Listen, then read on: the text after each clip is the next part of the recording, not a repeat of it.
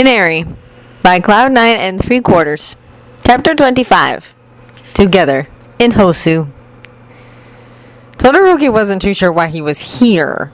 That sentence could be interpreted in many different ways. Sometimes he wondered what God decided to bless Father with his existence, and why. Was the only reason that he was here at all to become a hero that fulfilled Father's hungry ambition? He pondered why he was here, looking down at his phone, talking with friends. How did he get to this point? Why did he not try before? He'd always seen friendship as an unnecessary preoccupation, an obstacle to his future that he'd rather not concern himself with. Now he doesn't know how he got by without it. He also, sometimes, questioned why he'd taken up Father's offer to internship under him, rather than break free of his hold altogether. Rebel by becoming a hero despite of his name, rather than because of it. But that wasn't why he was here at all. He wouldn't have gone if he hadn't visited his mother for the first time. But that was all because of Canary. He didn't know if Canary really knew how much that song meant to him, but there was something in the way he sung it. It almost seemed like he wasn't just trying to activate his quirk, but was trying to truly convey the meaning to Todoroki, like he was trying to help him. He didn't know the truth, but he saw what little emotion displayed on Todoroki's face and took action. Todoroki looked forward to seeing him on the hero course. He deserved his place there. Todoroki really would never have visited his mother, gone to his father's agency, if it weren't for him. But mainly, he wondered why he was here. Like, right here, in this moment. Hosu was bleak. A strange city, out of the way of the hustle and bustle that Todoroki had come to be accustomed to. Yet there was a certain darkness around the place. Every alleyway caught his eye. The strangers that lurked there glared back at him. It was as though the shadows had eyes. Todoroki walked a good distance behind his father and his sidekicks as they trooped through the streets. It didn't feel like a hero's patrol. They were supposed to make others feel safe and protected. But this felt more like a small army marching their way to war. Father's menacing manner did not, in Todoroki's opinion, give hope to the citizens of Japan, but instead sparked a fear in everyone around him. They would shrink away in shame of any and all crimes that they may or may not have committed, all the way from theft in the local convenience store to that toy they stole from their friend back in nursery. He supposed it was effective. Endeavor may have been a pretty poor father, but he was the number 2 hero. There were things Todoroki could learn from him, although he might not follow in his footsteps in terms of how he went about these patrols. Maybe Canary would do it a little better. Once he'd gotten used to the people gawking at him and taking pictures, that is. People stared at Todoroki too, but it wasn't the same. He hoped that one day it would be. He didn't want people to fear him like they feared his father. There was only so much Father could teach him. His friends, well, they taught the rest. Arya in the aviary. Owl, I feel so sorry for that one kid from yesterday. Owl, he will have a really bad fear of the dentist after this. Owl, the yacht today is pretty quiet. Dove, mine was the same as always. Super helpful, though. Owl, I guess jogging around the city a million times will be helpful in the long run. Owl, that was an unintentional pun. Canary, we haven't stopped all day. Canary, well, we don't on the train. Canary, your teacher is kind of scary though. Canary, but Jitsu's a fan. Raven, how are you running and typing at the same time? Canary, you're doing it too. Owl, by the fact that he's not replying, I'm assuming it's pretty difficult. Raven, yes. Dove, where are you running to? Canary, wherever Mr. Aizawa runs to. Owl, fair enough. Dove, where are you running then? Canary, Hosu. Dove, wait, you're in Hosu? Owl, isn't that where Ida is? Puffin, it's where I am. Dove. Aww. Dove, we're missing out on the party. Puffin, it is not a party. Dove, oh, you know what I mean. Dove, we could have all met up or something. Owl, speaking of Ida. Owl, We haven't heard from him in a while. Dove. Oh yeah, I hope he's okay. Dove. It's really unlike him to stay so quiet. Dove. I'm kind of worried about him. Puffin. I haven't been here long, so I haven't been able to meet him. Dove. What about you guys? Dove. Canary? Dove. Shinso? Owl. They're probably pretty busy. Owl. I'm surprised Canary was able to text at all. Owl. Shinso seemed to be struggling with it. Hey, look! Over there! Todoroki looked up. One of Father's sidekicks was pointing at a column of smoke climbing up into the night sky. Now he was actually focusing on the real world around him. He could hear the distant sound of panicked screams. They started to run. Todoroki shoved his phone into his pocket as he hurried to catch up. As they drew closer, an alarm started to blare. Whatever it was, it sounded serious. Shoto! Endeavor cried. There's trouble ahead! He said like it wasn't obvious. I'll show you what it means to be a hero. But then, he felt his phone vibrate in his pocket. That was unfamiliar. A type of ringtone, if that was the correct terminology, that he wasn't used to. He slowed as he pulled out the device once more. Canary. Location sent. Damn it, you should be watching me! Father exclaimed. He'd been rather irked by Todoroki constantly checking his phone the entire time, but this seemed to push him over the edge. It did the same for Todoroki. His breath hitched as he turned on his heel and ran. Hey, wait! Where the hell are you going? An alleyway in 4210 Echo Street. He called over his shoulder, trying to keep the emotion out of his voice. If you finish what you're doing or see extra pros, send them there. He didn't look back again, and Father didn't run after him. I'm leaving you here to take care of this trouble, he added after a second thought, not slowing down, and through gritted teeth he said, I'm sure you can take care of it yourself. His friend might be in danger. This was it. Shinso was going to die. There were so many things he hadn't done. He hadn't gotten onto the hero course, proved he was more than a villain, made a difference in the world. He hadn't even brainwashed back and going to punching himself in the face. Keep up the pace, Shinso. Eraser had called back. He started to scale another building. Then there was freaking Midoriya, who just started clambering up in the weirdest way possible while glancing down at his phone at the same time. How the actual hell? Dance should not have translated so easily to parkour. There had to be some kind of limit to how many things Midoriya could apply those skills to. Mr. Aizawa. No, Eraserhead. They were told to call him that when out on patrol. And spent the entire morning, entire day, refining their skills in the subject. Cementos had constructed a labyrinth of structures for them to navigate through as quickly as possible, changing it whenever they reached the end of the course. Midoriya was a little clumsier at first, nothing compared to Shinso though, but Eraserhead had taught them how to fall properly, how to jump further, how to find the unlikeliest of footholds, and how to help each other out of tricky situations. He was a good teacher. Shinso couldn't wait until he was their teacher for real. Although he did keep reminding them that there was a possibility that he wouldn't be, that they hadn't really proved their worth yet. That was why Shinso was so determined to keep up. Didn't make it any easier though. This was so hard. He was going to die of exhaustion and the other two would just leave him behind face down in the alleyway somewhere. Maybe it was just being dramatic. Maybe watching Midoriya text him parkour at the same time was making him want to die. He had spent the last 5 minutes desperately trying to type that one sentence to send to the group chat in response to Midoriya's endless stream. He was quite sure Aizawa had seen Midoriya on his phone. He was also confident that the only reason he hadn't told him off for it was because he was pretty damn impressed that he hadn't tripped himself up yet whilst doing it, and was just waiting for that moment so it would teach Midoriya a lesson. He still hadn't though. Shinso finally sent his message. Midoriya grinned back at him, hanging off a fire escape ladder a little further ahead than Shinso, and sent his response as him and Eraserhead waited for Shinso to catch up again. Mr. Aizawa was holding back for sure.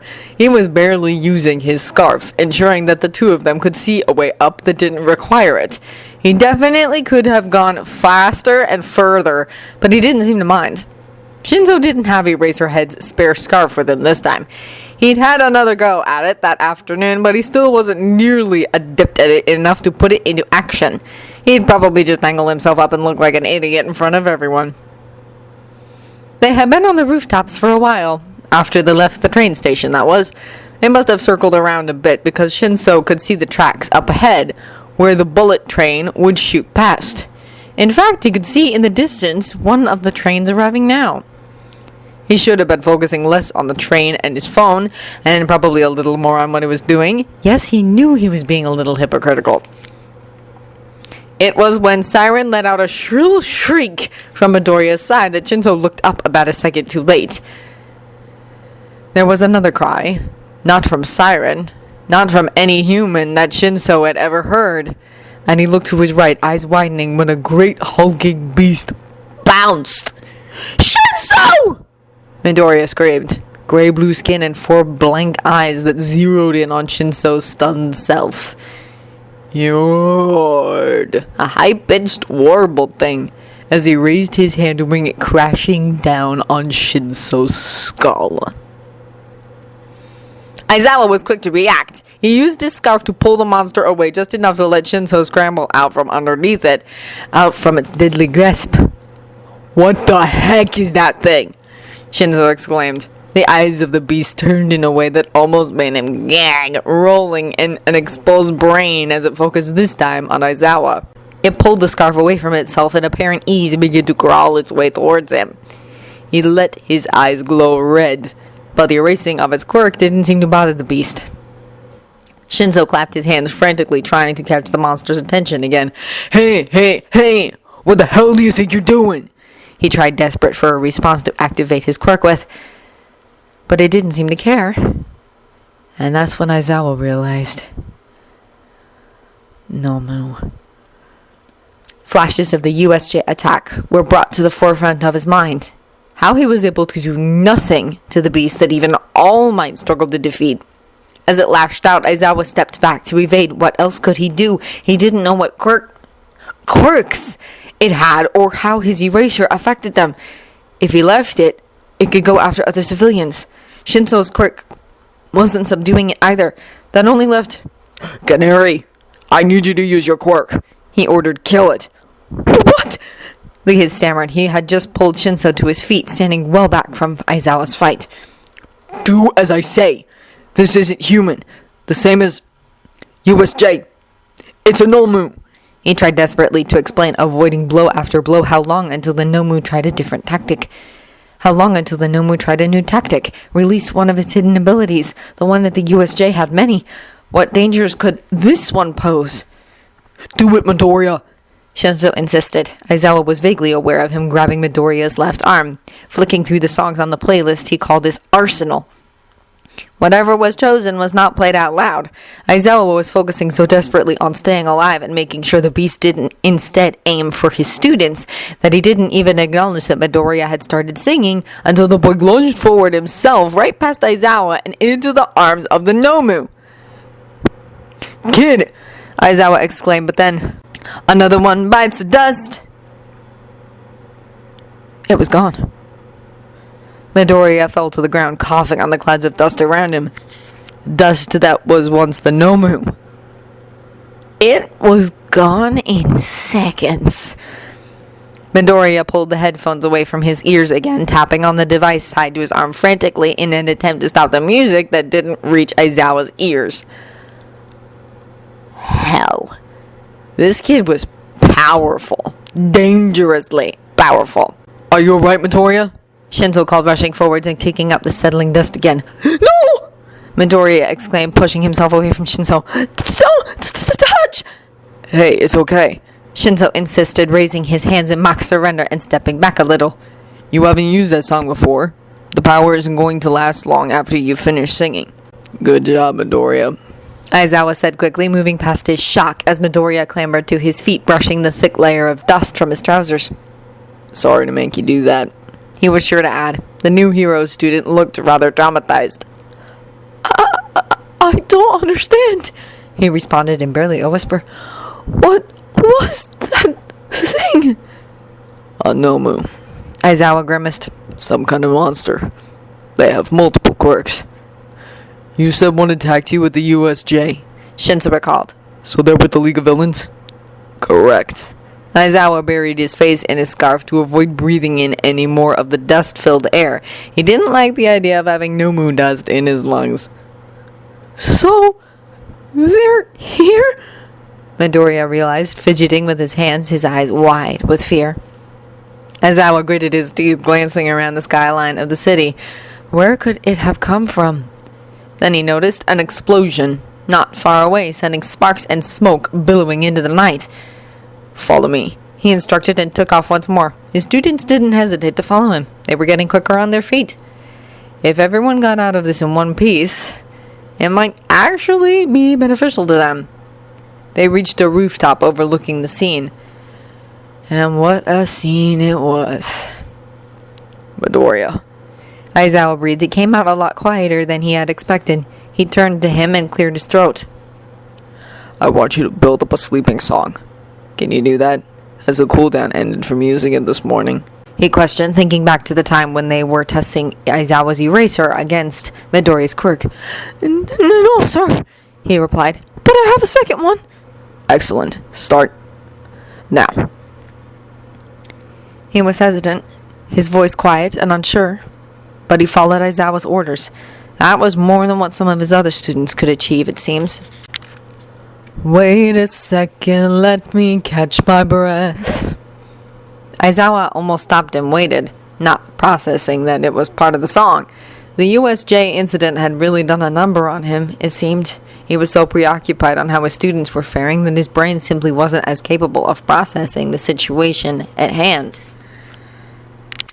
Your lips are moving, I can't hear a thing. And somehow Aizawa barely could. He didn't think it was part of Canary's quirk, though. As they charged down the emergency fire escape stairs and onto the battlefield, the screams fell short of his ears as he gazed up at the winged Nomu and at the giant bulky one the heroes were focusing their efforts on in the middle of a ring of destruction. Hey, are you a hero? Called out a blonde-haired woman wearing a green and white costume. We need all hands on deck. Canary, Aizawa yelled back. He nodded surely. Anything for you. Raven, try and brainwash them again, insisted Aizawa. Yes, sir. Melody stuck inside your head. Wait, aren't you? The woman started, recognition shining in her eyes as she shielded her face from the flames nearby. A song in every breath. Canary charged forward, ensuring he was as close as possible to the Nomu. Was there even a plural for that word? There shouldn't have been. There should never have been more than one. For his power to work, he kept his distance as he chanted the lyrics repeatedly at the beast.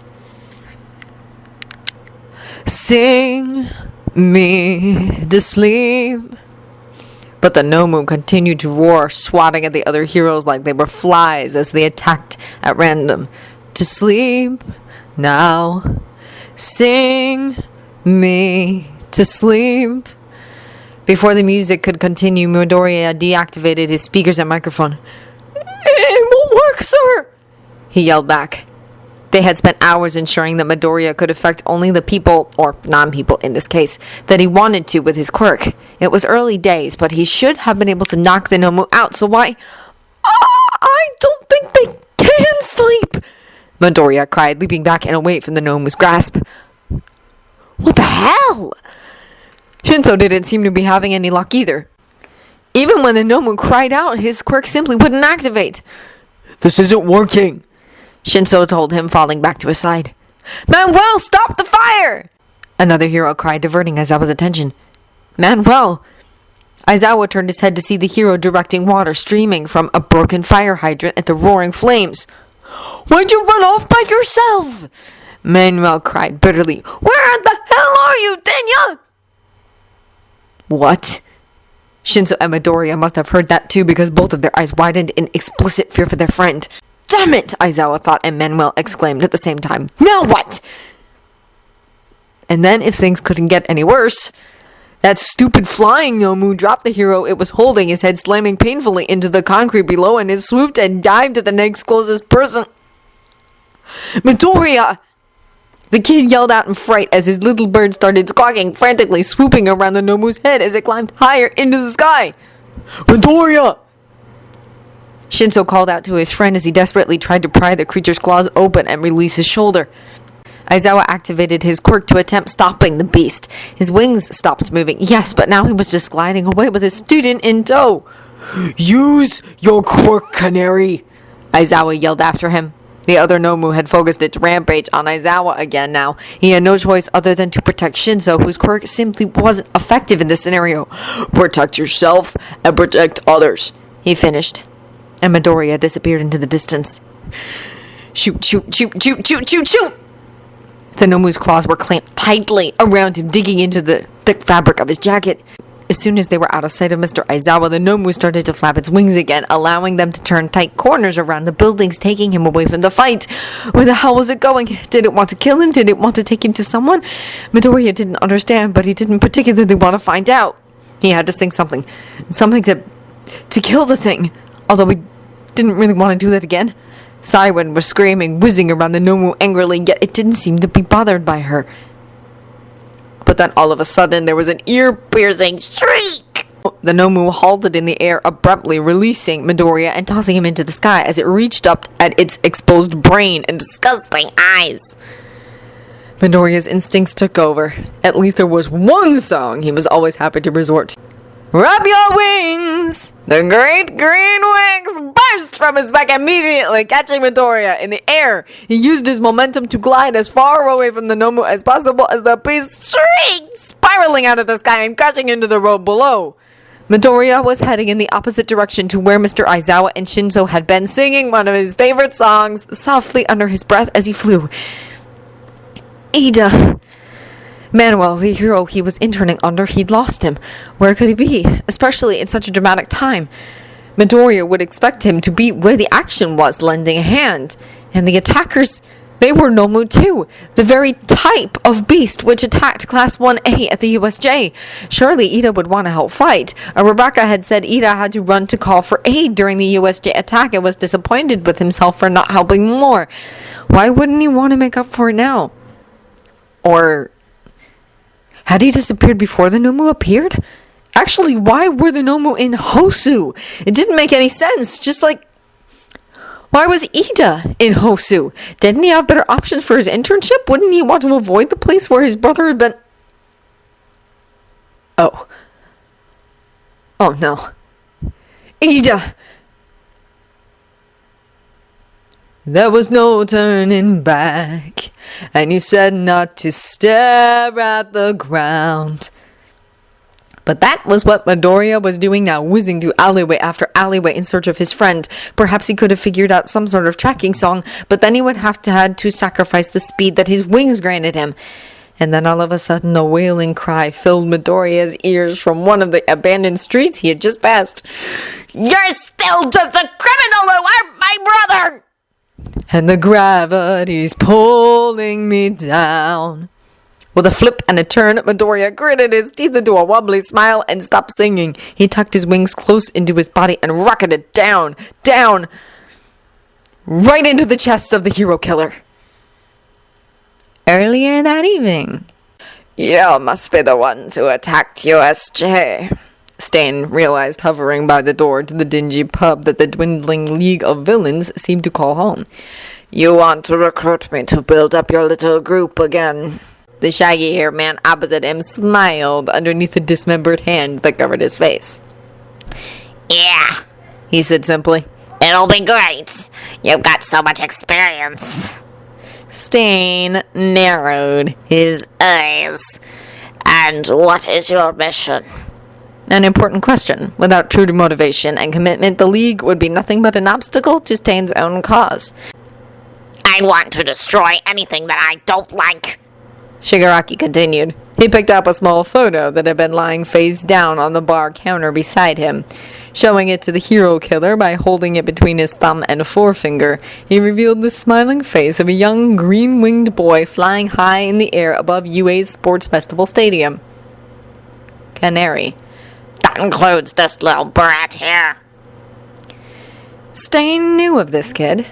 He'd watched little of the sports festival. He wasn't sure how much he approved of the country pitting its children against each other, fighting mercilessly in an arena for their entertainment. It was like all they cared about was who was the strongest, not who would actually make for a real hero. However, that didn't leave him free from the purge of the media. Canary dominated headlines, sharing the front page with Stain's noble actions. He had hoped that the next generation of heroes could finally make a change. But this Canary just showed that it would be more of the same. Spoiled kids with unfathomable abilities, beating up those who society labeled as villains for nothing more than the fame and the glory. What else don't you like? Stain pushed. The villain almost laughed. Putting down the photograph, he pointed back at a torn picture adorning the drab stone walls. All Might, he hissed. I want him dead. For a second there, Stain had been hopeful. What meaning is there to killing if you don't have real convictions? He had been a fool to think they could offer him anything. Stain fell, tumbling across the alleyway as the green mass kicked at his stomach. He got to his feet quickly, narrowing his eyes at the sight before him. In the shadow of the alley, the figure that now stood before him resembled an angel coming to take the dead away. But as he regained focus, the reality became clearer. There was another child there, one with great green wings and a gritted smile, headphones hanging around his neck, fists raised and ready. Canary. Yo! Stain hissed, quickly recovering from the blow the boy had dealt, reasserting the grip on his blade. He watched the boy's eyes flicker to the injured ingenium on the ground beneath him, and then widen as they zeroed in on Native, rested against the wall not far behind Stain. At least he wasn't entirely focused on just attacking the villain. Canary pulled something from his pocket, hiding whatever it was behind his right wing and fiddling with it for a moment before sliding it out of view once more. Midoriya? The younger ingenium stammered, clenching his teeth as he bit through the pain. Please, fly away. This doesn't involve you. Go on, Stain hissed, but the boy didn't move. Fly home, little bird. If you choose to stay, that flight will have been your last. But he hoped he would stay and fight. It would guarantee his demise and a brighter future for the word hero. Neither of these children deserve that title. If they didn't now, they never will. One's nature does not change with ease. No! Canary retorted, seemingly forcing the word from his throat. If I go, both of you will die. I won't let that happen. Stain narrowed his eyes, waiting to see what his new opponent would attempt next. Please, Ingenium sobbed. I should be the one. You're not even a hero. Well, neither are you! Canary replied, his voice suddenly louder, freer, as if the pressure to succeed had been so great that it overcame his fear of the danger he faced. And I don't care what people call me! I have the power to make a difference now! If I don't use it to help anyone I can, then what's the point of it at all? Stain felt a smile creeping across his face. Maybe he had been wrong about this fledgling hero. Canary ruffled his feathers. Stain watched as several fell to the floor before his friend.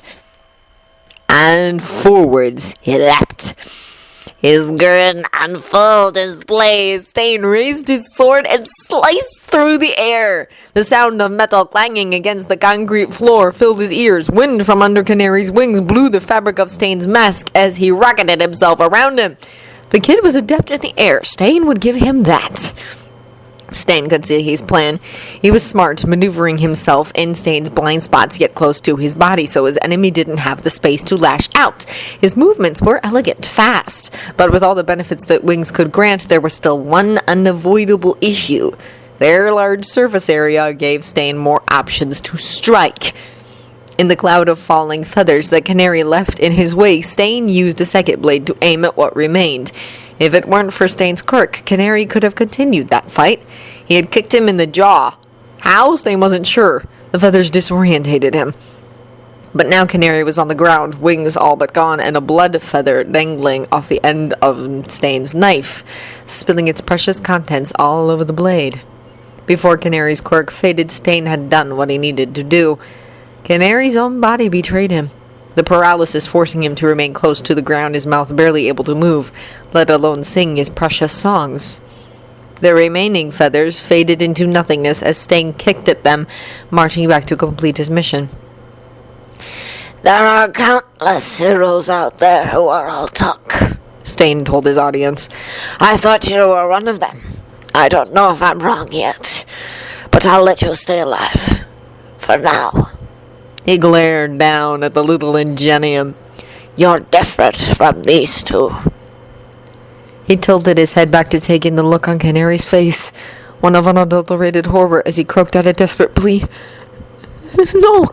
Stay away! Stain felt like he was the honored executioner of an old king, performing the duty that few could stomach, but it was something that needed to be done. He held his sword above the hero's throat. May your death bring about a better world. He smiled, knowing it would be the last thing the second Ingenium ever saw. And with Canary's terrified scream, Stain plunged. Too late. He leapt backwards past Canary to avoid the funnel of fire thrown in his direction. Now what? Stain hissed, and his eyes rested upon yet another interference. A third boy, his left side alight with flames, and on his right a tiny green bird rested. You need to give more details in times like this, Canary, said the scarred interferer. He raised his phone, its light filling the alleyway alongside his fire. If it weren't for Siren, I might not have been on time to stop this guy. Stain sighed. This day has just been full of distractions. Shinso would have been surprised by how good he was at keeping up with Eraserhead in that moment if he wasn't so focused on the task at hand, which was probably a good thing. They followed the trail of panic and destruction across the city. It was a surprisingly difficult thing to do, but Midoriya was out there somewhere, maybe even hurt by that flying Nomu thing, so they had to keep going. Heads up, kid, Eraserhead suddenly exclaimed. They were at the end of a wide road, completely devoid of traffic. A couple of civilians were backing away from a familiar gray-skinned beast, wailing and screaming helplessly as it crawled towards them. Eraserhead didn't hesitate. He jumped into action immediately, his scarf wrapping around the Nomu's neck as he pulled it back, and the couple had the opportunity to run. The monster pulled it away as easily as the last one had, whilst flapping its wings about. That was when Shinso realized Aizawa's scarf wasn't so white anymore. Shinso gaped at the Nomu. One of its eyes was barely intact, gushing red. It cried out, turning its head to roll its remaining eye towards Shinso, deciding with whatever brain power it had left that he would be his next target. Only it didn't get that far. Shinso shielded his own eyes from the bright light as flames engulfed the winged creature. It was... Endeavor? Then where was... Shinso looked around frantically as he stumbled backwards, but Endeavor was alone. Todoroki was nowhere to be seen.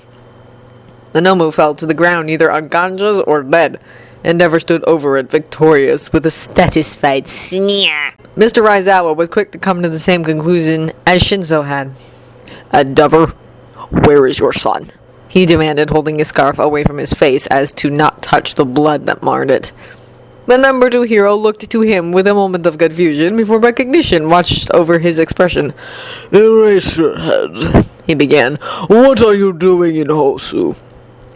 I could ask you the same question. Isn't it obvious? Endeavor grinned. I'm here because I'm a hero. I am wherever I'm needed. Right. So the hero killer has nothing to do with it. Shinso would have laughed if he wasn't so preoccupied on the fact that now 3 of his friends were missing in action. His grin morphed into a snarl before another explosion from back where Shinso had lost Midoriya sent another plume of smoke into the air. I'm needed elsewhere, said Endeavor, but I have a job for you. Is it looking after your son? Because I already do that. Endeavor's flames grew a little bit brighter. He ran off to a strangely specific location, an alleyway in 4210 Echo Street. I can kill these stupid beasts. You can head over there. Aizawa looked like he was more than ready to prove that he could kill him. How did he get that location? His phone! How else? The hero clearly didn't see hanging around as something worth his precious time. He proceeded to take off towards the action without another word, leaving Shinzo to come to a profound realization. Pulling his own from his pocket. Midoriya sent his location. Shinzo breathed, showing it to Mr. Aizawa in such haste that he almost dropped it. And so, they ran. Shinzo had done more running in those last few days than he'd done for a really long time. But he was so pumped up on adrenaline that he didn't even feel his muscles ache in protest as he led the way across the rooftops and dingy streets toward his friends. He had hoped that Midoriya was simply lying injured in an alley somewhere, now attended to by Todoroki. But as his mind was cast back to a conversation of theirs earlier that day, he had a terrible sinking feeling that he was wrong. That afternoon, Hosu! Midoriya stammered. We're going to Hosu? Shinzo was just as confused, clutching onto the train ticket that Mr. Aizawa had just given him in one hand as he fiddled with his persona cords with the other. They caught quite a few glances as they walked through the train station in full hero costume. Well, that was mainly because of Midoriya, most likely. I told you to contact your guardians, didn't I? We'll be back late tonight. Mr. Aizawa explained as they finally boarded the train. Midoriya had taken this long to finally muster the courage to question why. Shinzo just couldn't be bothered to ask at all. Isn't Ida in Hosu? Shinzo remembered vaguely as they sat down. Midoriya was by the window seat with Shinzo next to him. Mr. Aizawa just across the aisle, mildly displeased by the snoring overweight man in the seat beside him. That's not a coincidence, is it? It wouldn't make a difference if it was. His teacher replied simply. Anyway, the city's on high alert. There shouldn't be much criminal activity around in the main areas. That leaves us the freedom to practice your skills in the more distant streets. That's because of the hero killer, right? Midoriya pondered, staring up at Siren, nestled in his hair as the train started to move. Correct, Mr. Aizawa replied through gritted teeth. Shinzo narrowed his eyes. Wasn't Ida's brother hurt by the hero killer? Could that be the reason he chose to go to Hosu in the first place? He's probably still there, Midoriya continued, his voice quiet but loud enough for Shinzo and Aizawa to listen in. Whether he was just talking to himself or legitimately to them was unclear. He's appeared in 7 other locations so far and always attacks multiple heroes, usually at least 4. But Ingenium is the only one he's confronted in Hosu. That means it's very likely he will reappear there to attack someone else. Probably somewhere really out of the way where there aren't many people. We're not planning on fighting the hero killer, kid. Mr. Aizawa was quick to interject. Yeah, I know, Midoriya panicked. Anyway, you'd probably be a good matchup against him. Your quick castle is out. They're too not sure what it is yet, but they think it's something paralysis-based, considering what the heroes who survived him have said. How many survived? Shinzo frowned, generally interested in the subject now. 24, including Ida's brother, answered Midoriya. I think he's killed 17, though. Before Shinzo could shudder at the very thought of the man, Mr. Aizawa added, How do you know all this, Midoriya? He started to panic again. I just saw a lot of stuff about it on TV and the internet. I wanted to know more about Ida's older brother, and I kind of ended up researching. He believes that most heroes are false, and that All Might is one of the only true heroes. Ah, that's how he knows all these random facts. Shinzo grinned. He starts by looking up one thing, and then ends up falling down a rabbit hole of unnecessary information. That researching hobby of yours might be useful, Mr. Aizawa eventually concluded. Principal Nezu is sure taking a liking to you because of it. Midoriya just blinked at him. Shinzo raised an eyebrow. Well, he did praise you for blackmailing him. He began sputtering nonsense about how the definition of blackmail did not correlate with what he did to Principal Nezu. Shinzo just laughed. There were few who could make him laugh harder than Midoriya. Siren was sitting by Ida's hand. He could barely focus on anything else. His eyes were blurry from the tears that consistently threatened to pour down his face. The fact that his glasses were long gone didn't help matters either. But nonetheless, he could still see the glow of Todoroki's hot fire and the steam rising from his ice. He could see Midoriya too, but barely hear the gentle tune that echoed from his lips. His skin had melted into a kind of silver metal. Stain's blades simply glanced off it. Ida really was crying now, blind to the pain in his arm as great ugly sobs racked his body. Siren cocked her head to one side, chirping at him softly. The fight had been going on for a while. At least it felt like that to Ida. It felt like an eternity. No! Stop! Ida sobbed. Stain had just wrecked Midoriya's mouthguard. A swift kick with those spiked shoes of his cracked Midoriya's hardened skin. He lay paralyzed again, the metal vanishing from his complexion, but leaving a bleeding cracked wound on the side of his jaw. You have to run! There were knives in Todoroki's left arm. He continued to use his quirk regardless, the blood sizzling on the surface of his skin. I can't watch this. Do you want to make your brother proud?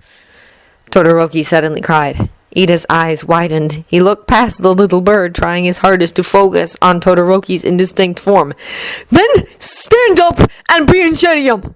Become the hero he wanted you to be! Ida used a powered kick to send Stain flying backwards. At the same time, Midoriya's muscles were finally freed from Stain's curse of a quirk. He wouldn't be able to activate titanium again. Perhaps he should use a speed song. With Ida by his side, they could actually overpower the hero killer. But then, I've had enough of this, the villain yelled. Ida was dripping blood everywhere. How Stain had got more of it wasn't too big of a problem to solve. He cried out in absolute agony as his body seized up once more. Not because of the physical pain, though, but for how much it was costing his grieving mind. Todoroki raised his injured arm to attack once more as Midoriya bit through the pain to start to sing again. But Stain had other plans. He grasped the collar of Midoriya's jacket, pulling him up and towards his sword. He only needed to take another dose of blood from his cheek to render him motionless again. Another move, and I will rid this world of Canary. Todoroki froze. Not in the literal sense.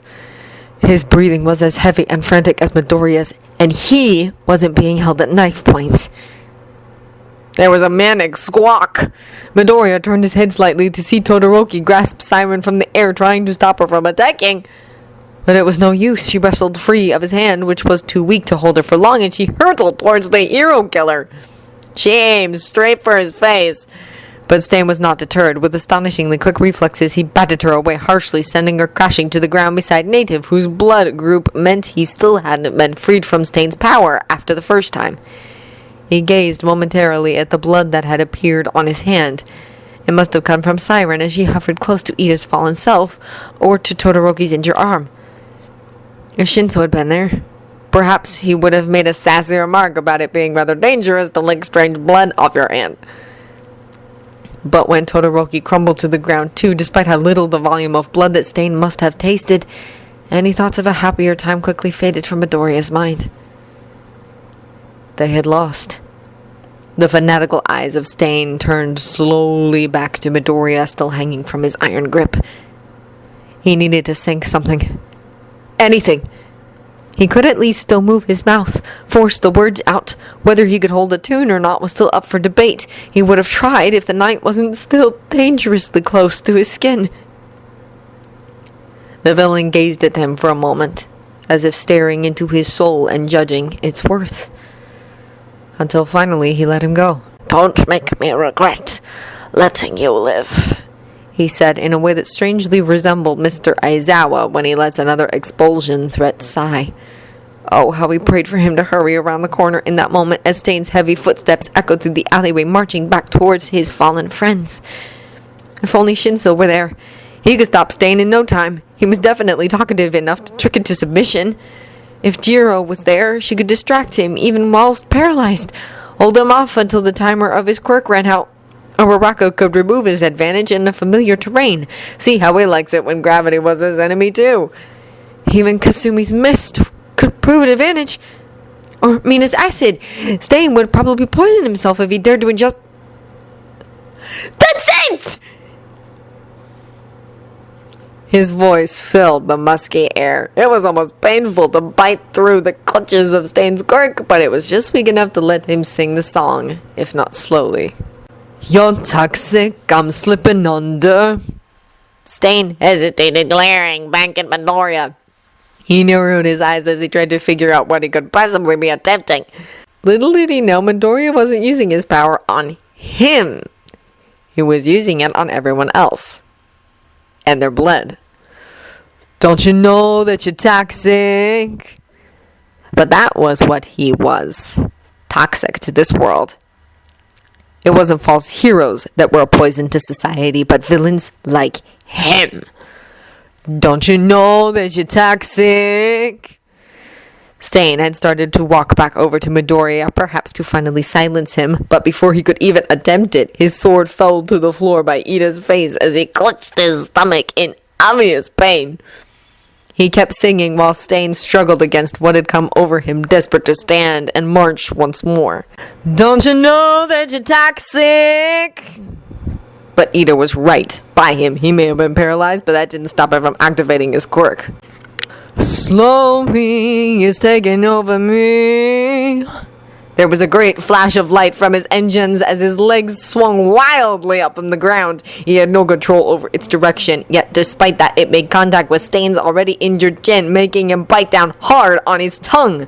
He stumbled backwards, coughing up his own blood as he fell closer to Midoriya. Now he let his quirk affect them all. Losing my head, spinning round and round. Stain cried out in agony as he pushed himself to his feet, pulling another knife from his sleeve. Do you feel me now? And he kicked at a canary, further damaging his injured cheek to stop him from singing. The villain seemed manic now, far more than before. You are too much of a trouble to keep alive, he cried and lifted the knife above his throat. No! Todoroki yelled from behind him. All Midoriya could do was watch, the moonlight glinting off that blade as Stain lifted him off the ground again, ready to take his life. A booming laughter filled his ears, and Stain faltered. That was an awfully familiar sound. It was one that filled Midoriya's childhood, the sound of the world's greatest hero. Knock, knock! Stain coughed, his breathing harsh and ragged as his eyes flicked across the alleyway. Who is... He dropped Midoriya on the ground, the knife only leaving a sliver of red behind on his skin.